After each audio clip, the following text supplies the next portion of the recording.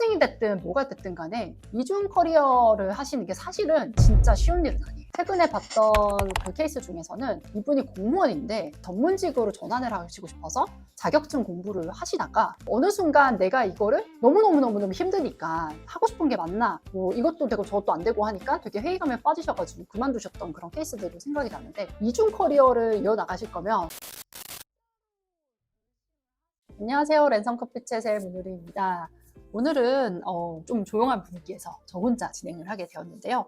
회사에 만족은 하지만 진짜 꿈은 따로 있는 분에 대한 사연을 가지고 한번 이야기를 해보도록 하겠습니다. 저는 궁극적으로는 프리랜서나 1인 기업가로 일하고 싶습니다. 시간과 공간에 제약 없이 일을 하고 싶어요. 그 과정에서 두 가지 분야에 대한 관심이 생겼습니다. 하나는 지금까지 해온 마케팅 분야에서의 전문성 강화, 다른 하나는 코칭 분야입니다. 코칭 분야에 관심을 가지게 된 계기는 우연히 라이프 코칭 관련 책을 읽으면서부터입니다. 당시 책을 읽고 이런 세상이 있구나 라는 시원한 감정을 느꼈고, 저도 이런 일을 하고 싶고 잘할 수 있을 것 같다는 확신이 들었습니다. 하지만 구체적으로 어떤 경로로 코칭 커리어를 써야 하는지 모르겠고, 어느 시점에 직장을 병행하면서 도전할 수 있을지 등 현실적 그림이 그려지지 않아 막막한 상황입니다.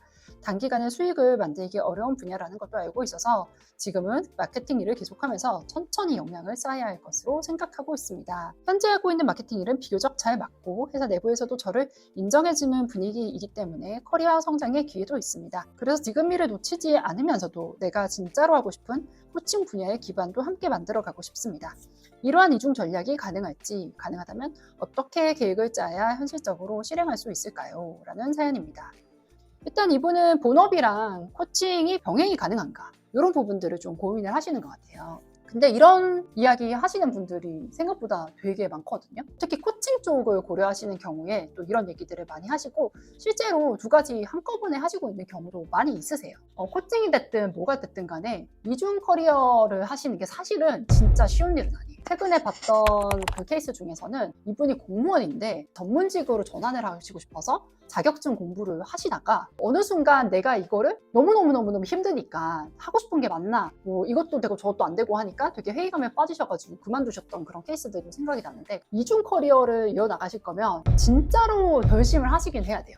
내가 이걸 왜 하고 싶고 진짜 하고 싶은 게 맞는지, 그냥 막연하게 지금 하는 일보다는 나을 것 같아서 막연하게 돈을 좀 덜 보고 싶어서라고 하면은 오히려 지칠 수 있기 때문에 그 이유가 좀 명확하실 필요는 있다. 만약에 그게 진짜 명확해졌다라고 하면 방법은 늘 있죠. 코칭 같은 경우에는 병행을 되게 많이 하세요.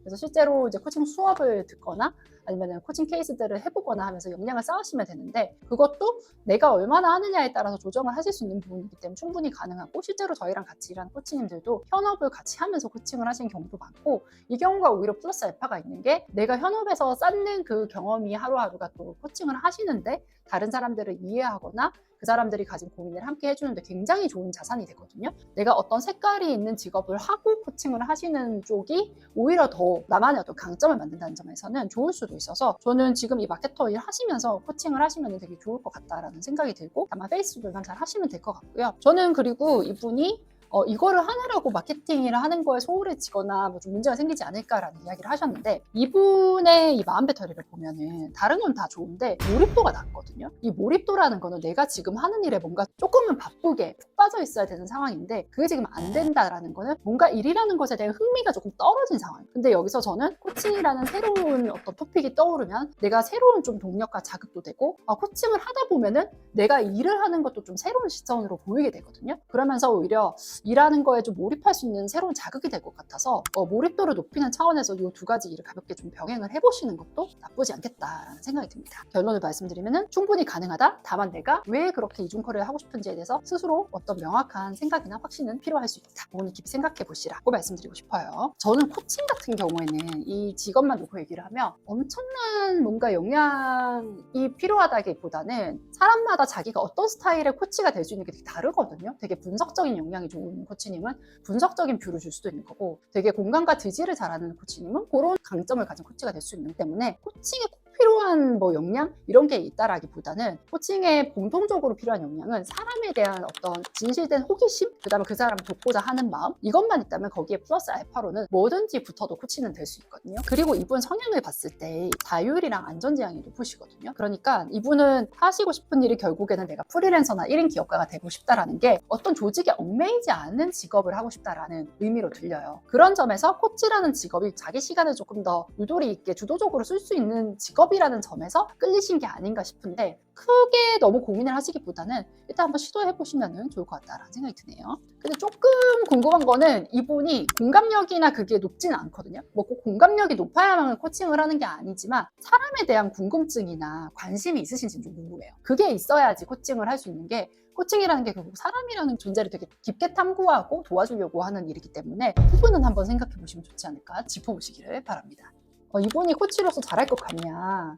이분이 코치가 된다면 저는 굉장히 똑부러지는 코치가 될 것 같다는 생각이 들어요. 이 사람 마케팅 경력도 있으시고 독립주도력이나 정밀체계성, 논리사고력이 높으시거든요.